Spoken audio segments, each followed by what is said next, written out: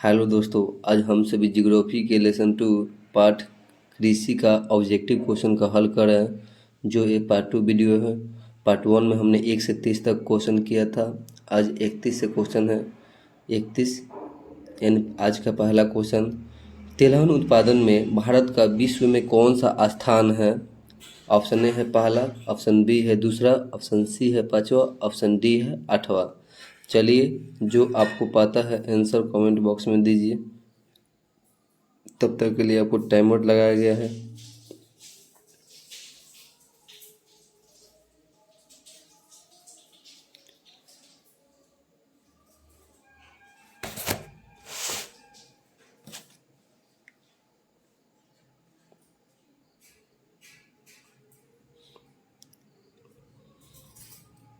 चलिए, इसका आंसर होगा ऑप्शन ए पहला। तिलहन उत्पादन में भारत का स्थान पहला है। अगला क्वेश्चन है 32 नंबर, मूंगफली का सबसे अधिक उत्पादन किस राज्य में होता है? ऑप्शन ए है बिहार, ऑप्शन बी है छत्तीसगढ़, ऑप्शन सी है राजस्थान, ऑप्शन डी है गुजरात। चलिए, आपको जो आंसर पता है कमेंट बॉक्स में दीजिए।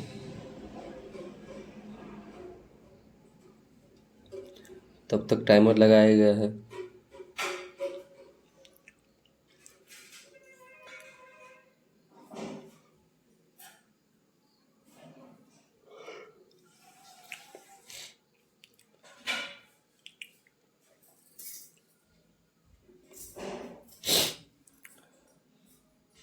चलिए, इसका आंसर होगा ऑप्शन डी यानी गुजरात। मूंगफली का सबसे अधिक उत्पादन गुजरात राज्य में होता है। चलिए, अगला क्वेश्चन है 33 नंबर, भारत का नारियल प्रदेश किसे कहा जाता है? जो आपका ऑप्शन है, ऑप्शन ए है केरल, ऑप्शन बी है कर्नाटक, ऑप्शन सी है उड़ीसा, ऑप्शन डी है असम। चलिए, आप अपना आंसर कमेंट बॉक्स में दीजिए। तब तक के लिए आपको टाइम दिया गया है।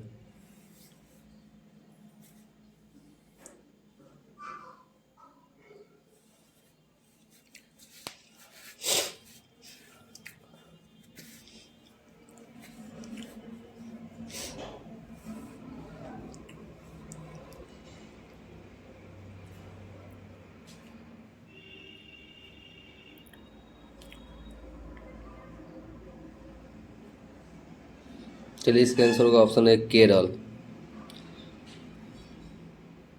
अगला क्वेश्चन है 34 नंबर, ग्रीष्मकालीन पर्याप्त वर्षा किस फसल की खेती के लिए उपयुक्त है? ऑप्शन ए है चना, ऑप्शन बी है धान, ऑप्शन सी है गेहूं, ऑप्शन डी है कपास।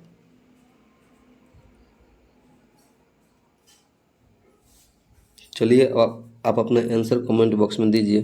तब तक के लिए टाइमर लगाया गया है।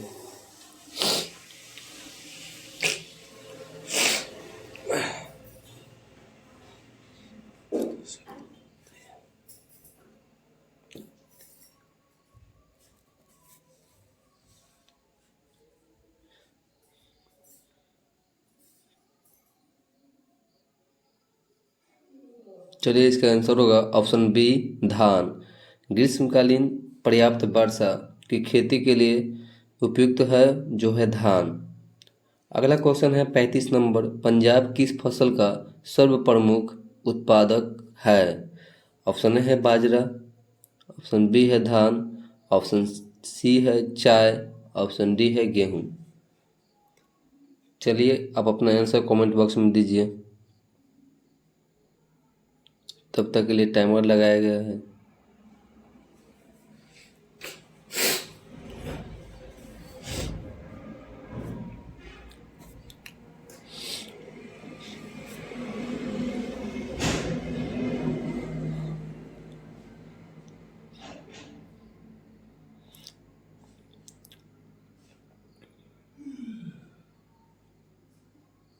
चलिए, इसका आंसर होगा ऑप्शन डी यानी गेहूं।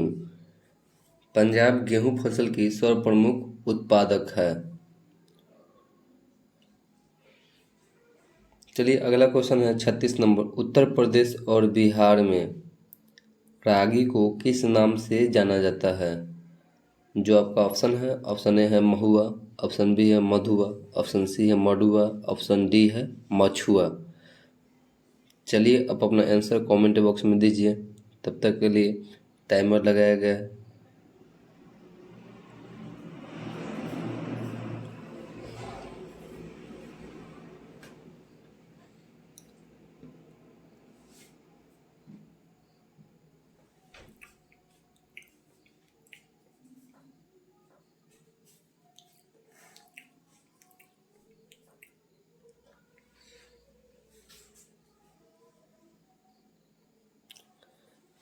चलिए इसका आंसर होगा ऑप्शन सी मडुआ। उत्तर प्रदेश और बिहार में रागी को मडुआ के नाम से जाना जाता है। चलिए अगला क्वेश्चन है 37 नंबर। इनमें से कौन दलहन की फसल नहीं है?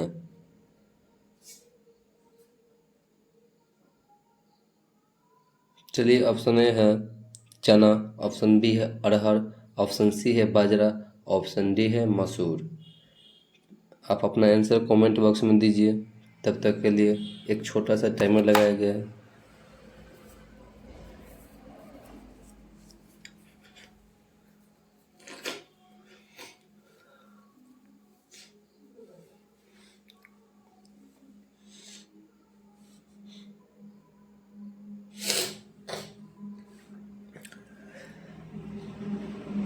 चलिए इसका आंसर होगा ऑप्शन सी यानी बाजरा।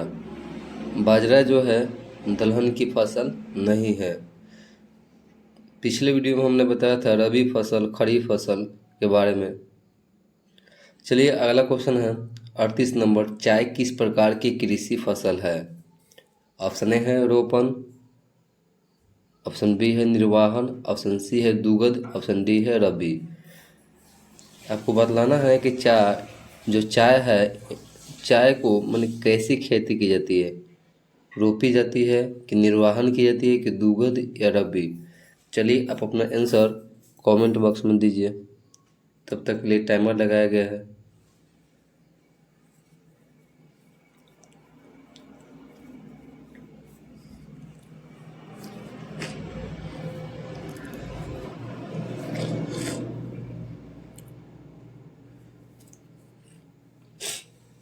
चलिए इसका आंसर होगा ऑप्शन ए रोपण विधि। चाय रोपण प्रकार की क्या है जी कृषि फसल है।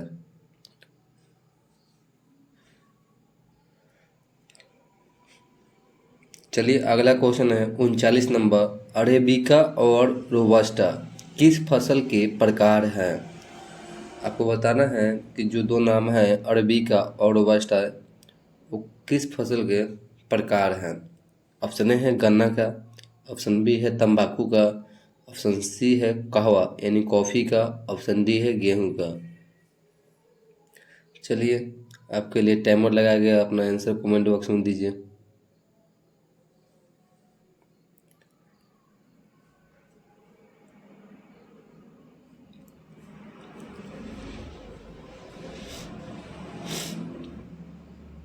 चलिए इसका आंसर होगा ऑप्शन सी यानी कहवा कॉफ़ी।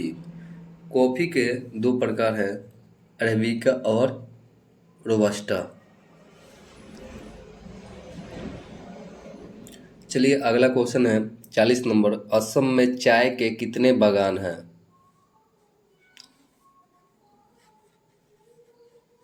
आपको बताना है कि असम राज्य में चाय के कितने बागान हैं। ऑप्शन ए है 300, ऑप्शन बी है 350, ऑप्शन सी है 750, ऑप्शन डी है 700। चलिए आप अपना आंसर कमेंट बॉक्स में दीजिए। तब तक के लिए टाइमर लगाया गया है।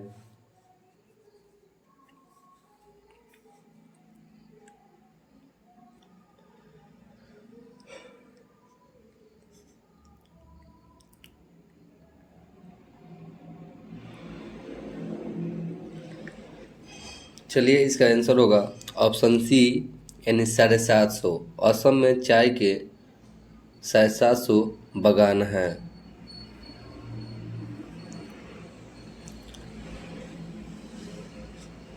चलिए अगला क्वेश्चन है 41 नंबर। कपास उत्पादन में एक गांठ कितना किलोग्राम होती है? ऑप्शन ए है 170 किलोग्राम, ऑप्शन बी है 135 किलोग्राम, ऑप्शन सी है 40 किलोग्राम, ऑप्शन डी है 149 किलोग्राम। चलिए आप अपना आंसर कमेंट बॉक्स में दीजिए, तब तक के लिए टाइमर लगाया गया है आपको।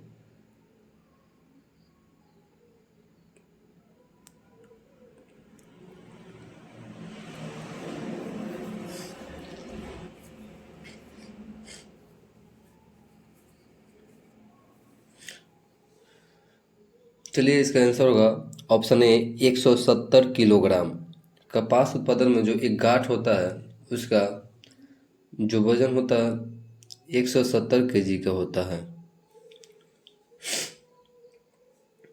चलिए अगला क्वेश्चन है 42 नंबर, भारत का जूट क्षेत्र किसे कहा जाता है? ऑप्शन ए है पश्चिम बंगाल को, ऑप्शन बी है बिहार को, ऑप्शन सी है उड़ीसा को, ऑप्शन डी है छत्तीसगढ़ को। अब अपना आंसर कमेंट बॉक्स में दीजिए, तब तक के लिए एक छोटा सा टाइमर लगाया गया है।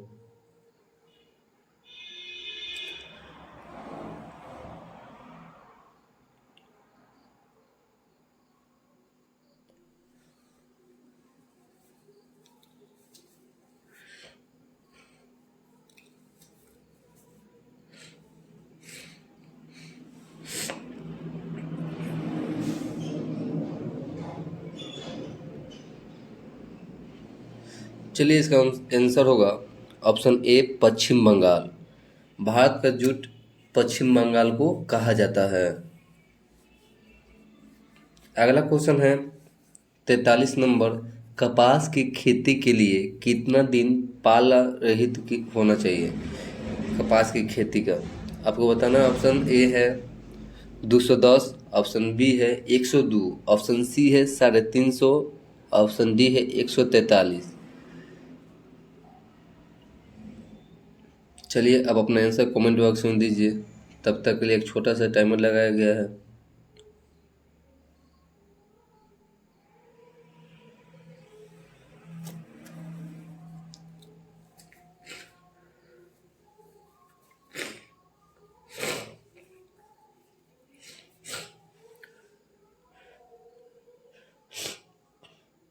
चलिए इसका आंसर होगा ऑप्शन ए 210। कपास की खेती के लिए 210 दिन तक उसका पाला रहित होना चाहिए।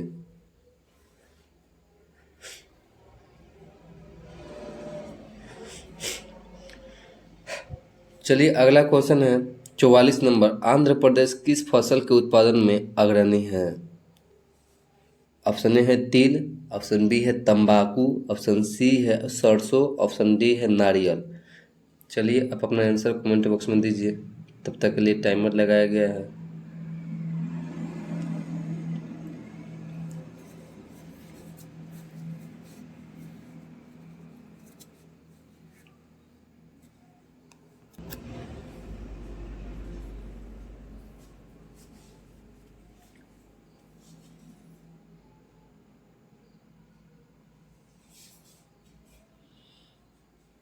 चलिए इसका आंसर होगा ऑप्शन बी तंबाकू। आंध्र प्रदेश तंबाकू की फसल उत्पादन में सबसे आगे है। चलिए अगला क्वेश्चन है 45 नंबर, बिहार का कौन सा क्षेत्र तंबाकू उत्पादन के लिए प्रसिद्ध है? अब आपको बिहार में बताना है कि बिहार को कौन ऐसा जिला है जहाँ पे तंबाकू उत्पादन के लिए प्रसिद्ध है। ऑप्शन ए है पूर्णिया, ऑप्शन बी है बक्सर, ऑप्शन सी है समस्तीपुर, ऑप्शन डी है वार्ड। चलिए आप अपना आंसर कमेंट बॉक्स में दीजिए, तब तक के लिए टाइमर लगाया गया है।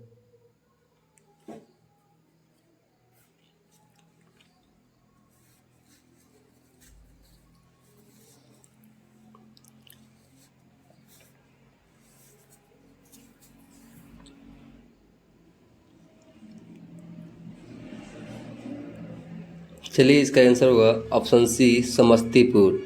बिहार का समस्तीपुर जिला जो है तंबाकू उत्पादन के लिए प्रसिद्ध है। चलिए अगला क्वेश्चन है 46 नंबर, इनमें कौन सिल्क की किस्म नहीं है? ऑप्शन ए है मलबरी, ऑप्शन बी है मूंगा, ऑप्शन सी है केसर, ऑप्शन डी है ईरी।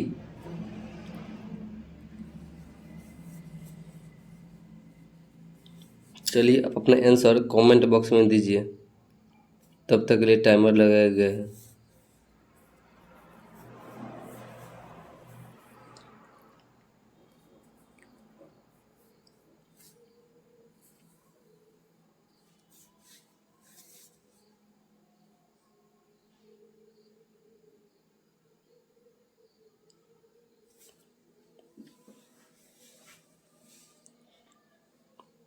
चलिए इसका आंसर होगा ऑप्शन सी, केसर। सिल्क की प्रकार जो है मलबरी, मूंगा और ईरी है। 47 नंबर क्वेश्चन है, दक्षिण भारत का शाब्दिक गाना उत्पादक राज्य कौन है? आपको साउथ स्टेट बताना है कि साउथ स्टेट का सबसे अधिक गाना उत्पादक राज्य कौन है। ऑप्शन ए है महाराष्ट्र, ऑप्शन बी है कर्नाटक, ऑप्शन सी है केरल, ऑप्शन डी है तमिलनाडु। चलिए आप अपना आंसर कमेंट बॉक्स में दीजिए। तब तक के लिए टाइमर लगाया गया है।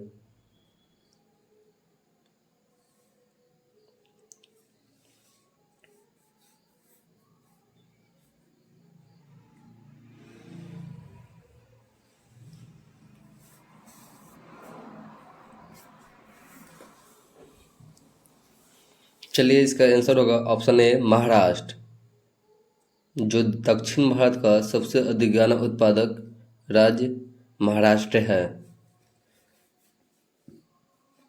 चलिए अगला क्वेश्चन है 48 नंबर, गाना अनुसंधानशिला किस शहर में है? ऑप्शन ए है सलेम, ऑप्शन बी है हासन, ऑप्शन सी है कोयम्बटूर, ऑप्शन डी है कन्याकुमारी। चलिए आपको टाइमर लगाया गया है। तब तक अपना कमेंट बॉक्स में आंसर दीजिए।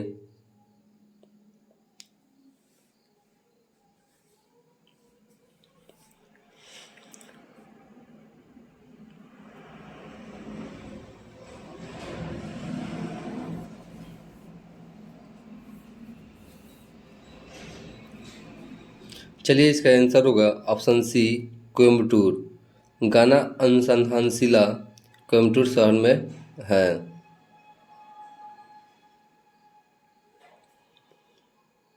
चलिए अगला क्वेश्चन है, गाना की केंद्रीय अनुसंधानशिला कहाँ स्थापित है? ऑप्शन ए है बेतिया में, ऑप्शन बी है लखनऊ, ऑप्शन सी है कानपुर, ऑप्शन डी है भोपाल। चलिए आप अपना आंसर कमेंट बॉक्स में दीजिए। तब तक के लिए टाइमर लगाया गया है।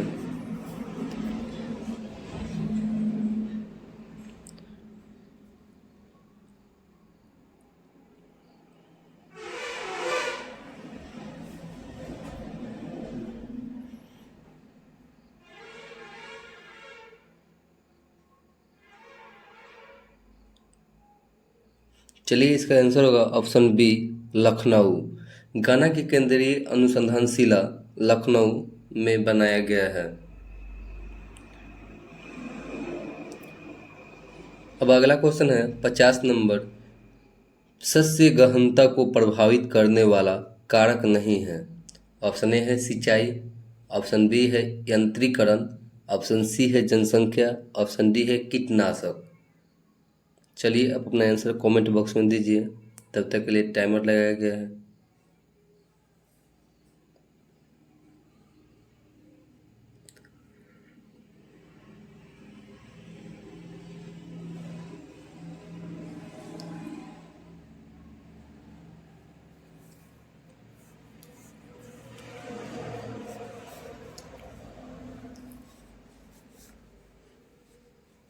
चलिए इसका आंसर होगा ऑप्शन सी, जनसंख्या, पॉपुलेशन। जनसंख्या से सस्य गहनता को प्रभावित कोई इफेक्ट नहीं डाल सकता है। अगला क्वेश्चन है 51 नंबर, वर्षा ऋतु की फसल को क्या कहा जाता है? इन कौन ऐसी फसल है जो वर्षा ऋतु में होती है? चलिए ऑप्शन ए है रबी, ऑप्शन बी है खरीफ, ऑप्शन सी है जायद, ऑप्शन डी है अगहनी। पिछला वीडियो में हमने बताया था कि रबी फसल, खरीफ फसल और दलहन तीनों के बारे में हुआ था। चलिए आप अपना आंसर कमेंट बॉक्स में दीजिए इसका आंसर। तब तक के लिए टाइमर लगाया गया है।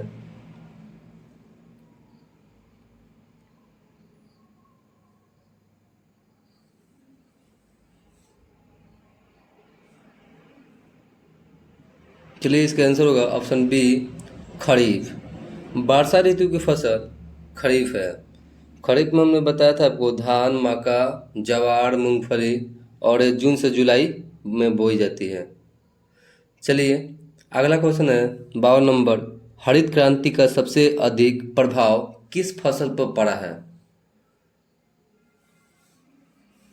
ऑप्शन ए है धान, ऑप्शन बी है तिलहन, ऑप्शन सी है गेहूं, ऑप्शन डी है ज्वार। चलिए आप अपना आंसर कमेंट बॉक्स में दीजिए। तब तक के लिए टाइमर लगाया गया है।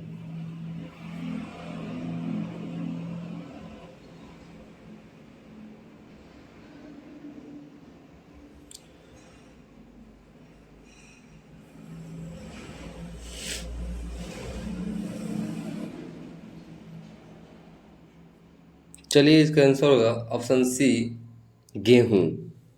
हरित क्रांति का सबसे अधिक प्रभाव गेहूं पर पड़ा था। गेहूं फसल पर हरित क्रांति का सबसे अधिक प्रभाव पड़ा था। अगला क्वेश्चन है 53 नंबर। दाल किसका मुख्य स्रोत है? यानी दाल में कौन सी चीज़ पाई जाती है? विटामिन। ऑप्शन ए है विटामिन, ऑप्शन बी है प्रोटीन, ऑप्शन सी है मिनरल, ऑप्शन डी है वाटर। चलिए आप अपना आंसर कमेंट बॉक्स में दीजिए। तब तक के लिए टाइमर लगाया गया है।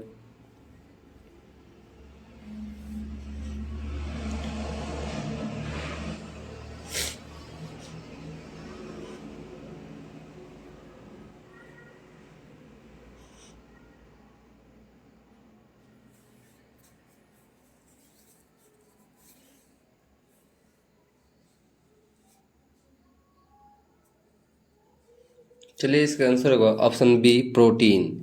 दाल प्रोटीन का मुख्य स्रोत है। दाल तो सभी लोग खाते हैं। चलिए अगला क्वेश्चन है 54 नंबर। अनानास उत्पादन में अग्रणी है। कौन राज्य ऐसा है जहां अनानास उत्पादन में आगे है? ऑप्शन ए है मेघालय, ऑप्शन बी है त्रिपुरा, ऑप्शन सी है कर्नाटक, ऑप्शन डी है केरल। चलिए आप अपना आंसर कमेंट बॉक्स में दीजिए।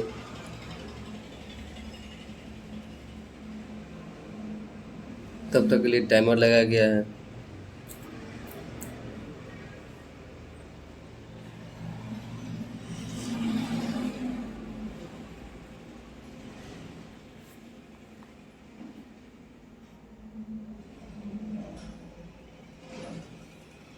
चलिए इसका आंसर होगा ऑप्शन ए, मेघालय। मेघालय राज्य अनानास उत्पादन में अग्रणी है, यानी आगे है। चलिए अगला क्वेश्चन है 55 नंबर। धान का वार्षिक उत्पादन देश में कितना है?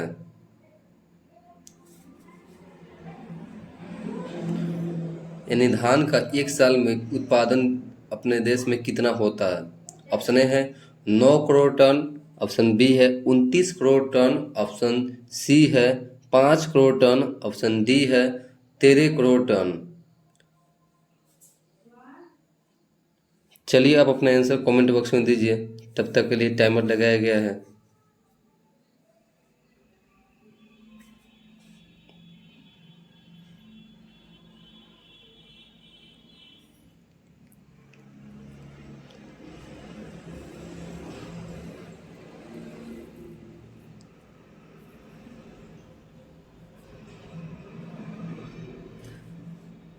चलिए इसका आंसर होगा ऑप्शन ए, 9 करोड़ टन। अगला क्वेश्चन है 56 नंबर। देश में चावल का प्रति हेक्टेयर उत्पादन लगभग कितना है? ऑप्शन ए है 1500 किलोग्राम, ऑप्शन बी है 1990 किलोग्राम, ऑप्शन सी है 3500 किलोग्राम, ऑप्शन डी है 500 किलोग्राम। चलिए आप अपना आंसर कमेंट बॉक्स में दीजिए। तब तक के लिए टाइमर लगाया गया है।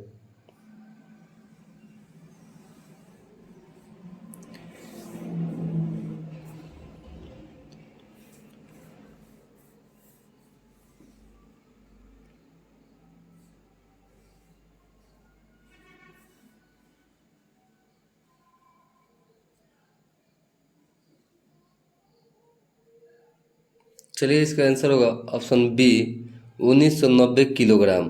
देश में चावल का प्रति हेक्टेयर उत्पादन 1990 किलोग्राम होता है। अगला क्वेश्चन है 57 नंबर, धान की खेती के लिए वर्षा की मात्रा कितनी उपयुक्त है? ऑप्शन ए है 100 से 110 सेंटीमीटर, ऑप्शन बी है 50 से 100 सेंटीमीटर, ऑप्शन सी है 100 से 150 सेंटीमीटर, ऑप्शन डी है 100 से 200 सेंटीमीटर। चलिए आप अपने आंसर कमेंट बॉक्स में दीजिए, तब तक के लिए टाइमर लगाया गया है।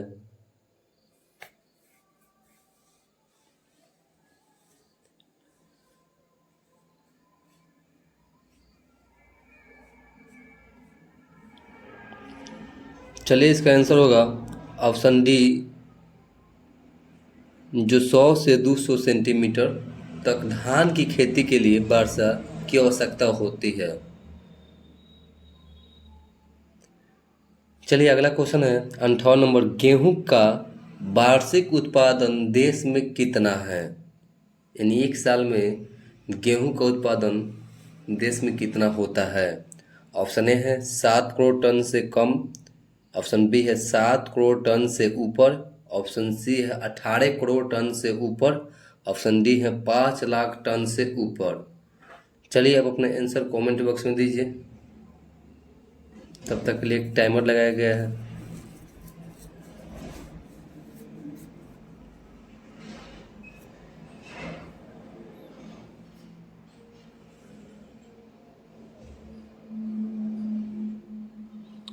चलिए इसका आंसर होगा ऑप्शन बी, यानी 7 करोड़ टन से ऊपर। गेहूं का एक साल में उत्पादन 7 करोड़ टन से ऊपर होते हैं। चलिए अगला क्वेश्चन है 59 नंबर, देश में कपास का वार्षिक उत्पादन कितनी गांठ है?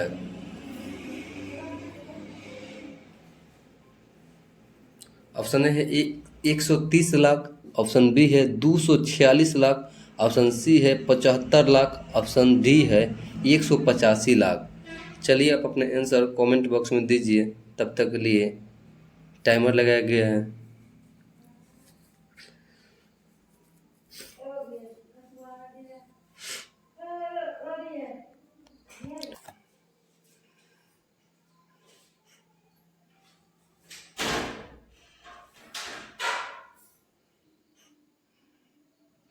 चलिए इसका आंसर होगा ऑप्शन डी 185 लाख। देश में कपास का एक साल में उत्पादन 185 लाख गांठ होती है। अगला क्वेश्चन है 60 नंबर, देश में गेहूं का प्रति हेक्टेयर उत्पादन शाब्दिक कितना है? ऑप्शन ए है 2100 किलोग्राम, ऑप्शन बी है 2800 किलोग्राम, ऑप्शन सी है 3500 किलोग्राम, ऑप्शन डी है 4800 किलोग्राम। चलिए आप अपना आंसर कमेंट बॉक्स में दीजिए, तब तक के लिए टाइमर लगाया गया है।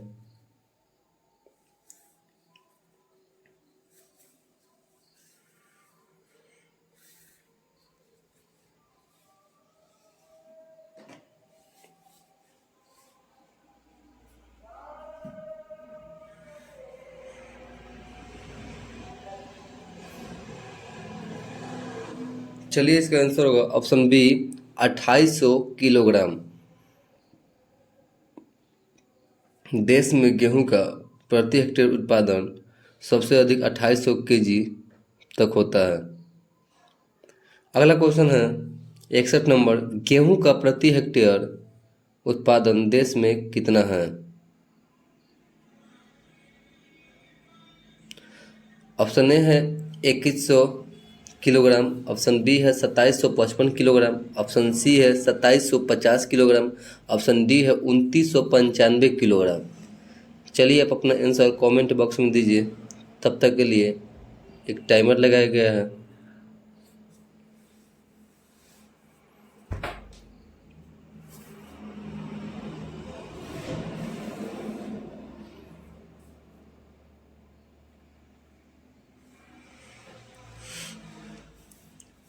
चलिए इसका आंसर होगा ऑप्शन सी 2750 किलोग्राम।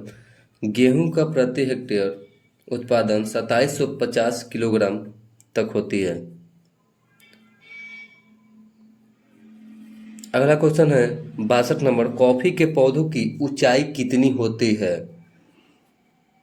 ऑप्शन है, ऑप्शन ए है 2 से 4 मीटर, ऑप्शन बी है 3 से 6 मीटर, ऑप्शन सी है 6 से 8 मीटर, ऑप्शन डी है 8 से 10 मीटर। चलिए आप अपना आंसर कमेंट बॉक्स में दीजिए, तब तक के लिए एक टाइमर लगाया गया है।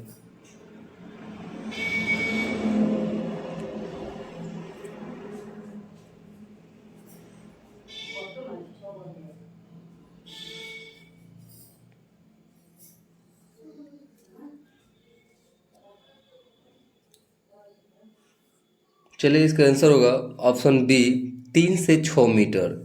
कॉफ़ी के पौधे की ऊंचाई जो होती है वो होती है 3 से 6 मीटर तक।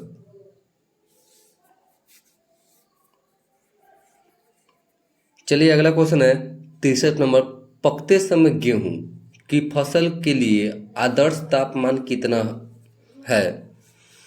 ऑप्शन ए है 10 से 15 डिग्री सेल्सियस, ऑप्शन बी है 15 से 20 डिग्री सेल्सियस, ऑप्शन सी है 15 से 25 डिग्री सेल्सियस, ऑप्शन डी है 21 से 26 डिग्री सेल्सियस।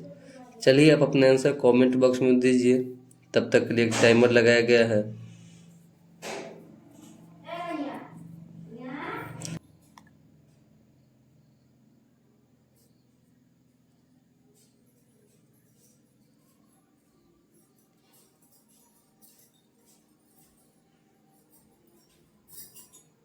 चलिए इसका आंसर होगा ऑप्शन डी 21 से 26 डिग्री सेल्सियस। पकते समय गेहूं को जो फसल के लिए आदर्श तापमान टेम्परेचर होना चाहिए 21 से 26 डिग्री सेल्सियस होनी चाहिए। अगला क्वेश्चन है 64 नंबर, 75 सेंटीमीटर से कम वर्षा वाले क्षेत्रों में की जाने वाली कृषि को क्या कहा जाता है? ऑप्शन ए है आर्द्र कृषि, ऑप्शन बी है शुष्क कृषि, ऑप्शन सी है निवेश कृषि, ऑप्शन डी है वर्षाधीन कृषि। चलिए आप अपने आंसर कमेंट बॉक्स में दीजिए, तब तक के लिए टाइमर लगाया गया है।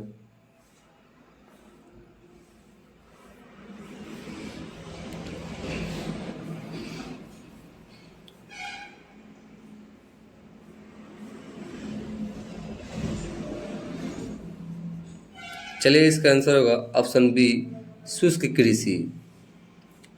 जहाँ पे 75 सेंटीमीटर से कम वर्षा होंगे वहाँ की कृषि को शुष्क कृषि कहा जाता है। अगला क्वेश्चन है 65 नंबर, कपास उत्पादन के लिए उपयुक्त मिट्टी कौन सी है? कपास की खेती के लिए सबसे अच्छी मिट्टी कौन सी है? चलिए आपका ऑप्शन है, ऑप्शन ए है लाल मिट्टी, ऑप्शन बी है काली मिट्टी, ऑप्शन सी है पीली मिट्टी, ऑप्शन डी है भूरी मिट्टी। चलिए आप अपना आंसर कमेंट बॉक्स में दीजिए, तब तक के लिए टाइमर लगाया गया है।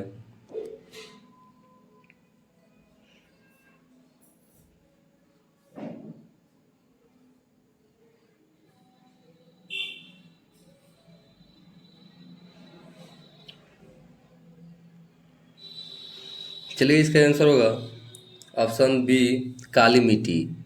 कपास की खेती के लिए सबसे उपयुक्त मिट्टी काली मिट्टी होती है। काली मिट्टी को रेगुड़ मिट्टी भी बोली जाती है। चलिए अगला क्वेश्चन है 66 नंबर, गन्ना की खेती के लिए कितना तापमान आदर्श माना जाता है? ऑप्शन ए है 18 से 21 डिग्री सेल्सियस, ऑप्शन बी है 21 से 27 डिग्री सेल्सियस, ऑप्शन सी है 27 से 30 डिग्री सेल्सियस, ऑप्शन डी है 31 से 35 डिग्री सेल्सियस। चलिए आप अपना आंसर कमेंट बॉक्स में दीजिए, तब तक के लिए टाइमर लगाया गया है।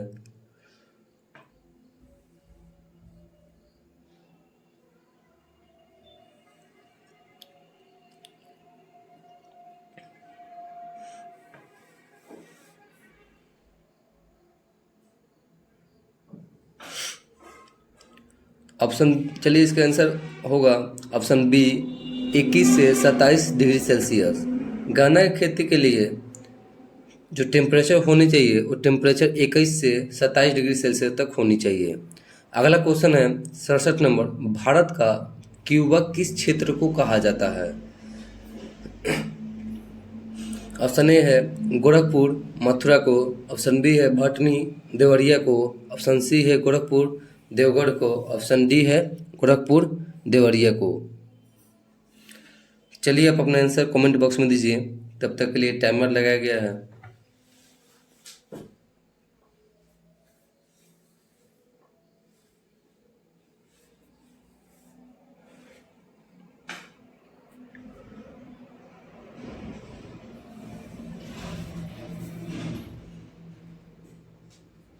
चलिए इसका आंसर होगा ऑप्शन डी, जो भारत का क्यूबा क्षेत्र है, ऑप्शन डी गोरखपुर देवरिया। भारत का क्यूबा गोरखपुर देवरिया को कहा जाता है। अगला क्वेश्चन है 68 नंबर, चीनी किस्म की चाय को क्या कहा जाता है? ऑप्शन ए है असमी का, ऑप्शन बी है बोही, ऑप्शन सी है रोबास्टा, ऑप्शन डी है अरेबिका।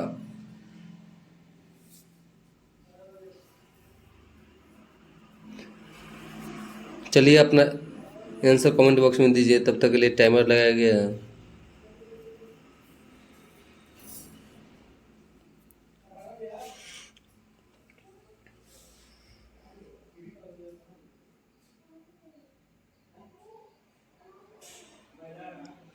चलिए इसका आंसर होगा ऑप्शन बी बोही।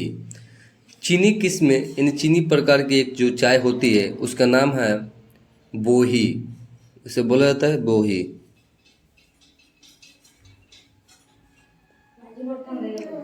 चलिए अगला क्वेश्चन है 69 नंबर, निम्नलिखित में किस स्थान की चाय को सर्वोत्तम चाय माना जाता है, यानी सबसे अच्छी चाय माना जाता है?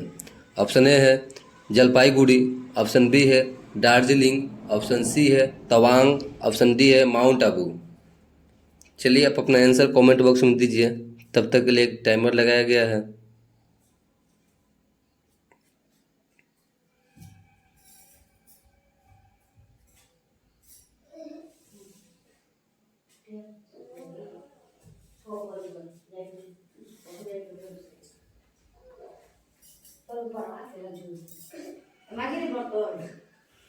चलिए इसका आंसर होगा ऑप्शन बी दार्जिलिंग।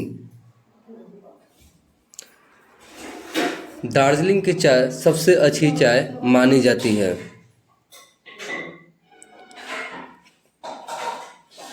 चलिए अगला क्वेश्चन है 70 नंबर, रेशम कीड़ा पालन क्या कहलाता है?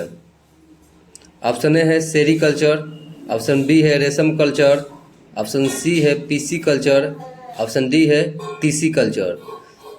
चलिए अब अपना आंसर कमेंट बॉक्स में दीजिए, तब तक के लिए टाइमर लगाया गया है।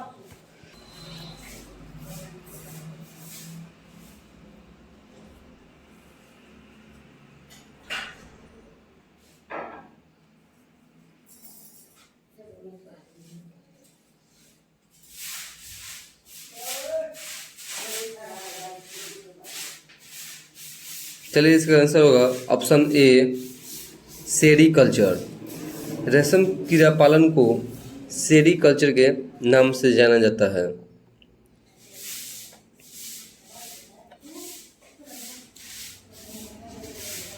चलिए अगला क्वेश्चन है 71 नंबर, कर्तन दहन कृषि किसे कहा जाता है? ऑप्शन ए है झूम कृषि को, ऑप्शन बी है वाणिज्य पशुपालन कृषि को, ऑप्शन सी है निर्वहन कृषि को, ऑप्शन डी है भूमध्य सागरीय कृषि को। चलिए आप अपना आंसर कमेंट बॉक्स में दीजिए, तब तक के लिए टाइमर लगाया गया है।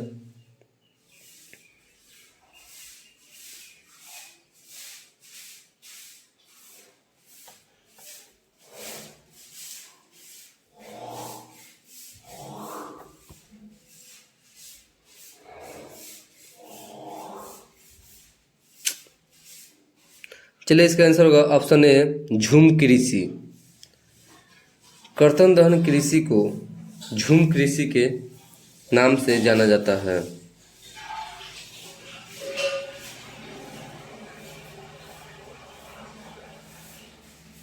चलिए अगला क्वेश्चन है, भारत की अर्थव्यवस्था को मय आधार क्या है? यानी भारत की अर्थव्यवस्था को कौन सी सबसे अच्छी आधार है? ऑप्शन ए है कृषि, ऑप्शन बी है उद्योग, ऑप्शन सी है खनिज उत्पादन, ऑप्शन डी है अंतर्राष्ट्रीय व्यापार।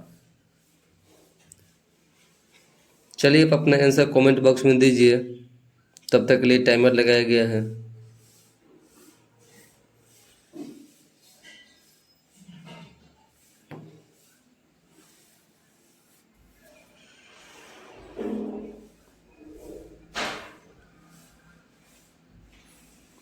चलिए इसका आंसर होगा ऑप्शन ए कृषि। भारत की अर्थव्यवस्था कृषि पर आधारित है। चलिए अगला क्वेश्चन है 73 नंबर, भारत में किस प्रकार की कार्य की प्रधानता है? ऑप्शन ए जीवन निर्वाह कृषि, ऑप्शन बी विस्तृत कृषि, ऑप्शन सी बागानी कृषि, ऑप्शन डी व्यापारिक कृषि।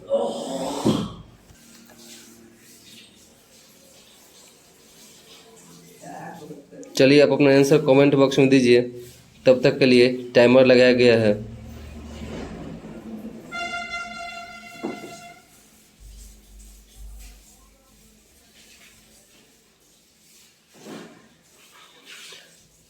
चलिए दोस्तों, आज के लिए क्वेश्चन लास्ट है, फिर मिलेंगे अगला वीडियो में। तब तक के लिए आप इसे लाइक शेयर कमेंट और सब्सक्राइब करें और दोस्तों में आगे बढ़ाएं। चलिए इसका आंसर होगा ऑप्शन ए जीवन निर्वाह कृषि।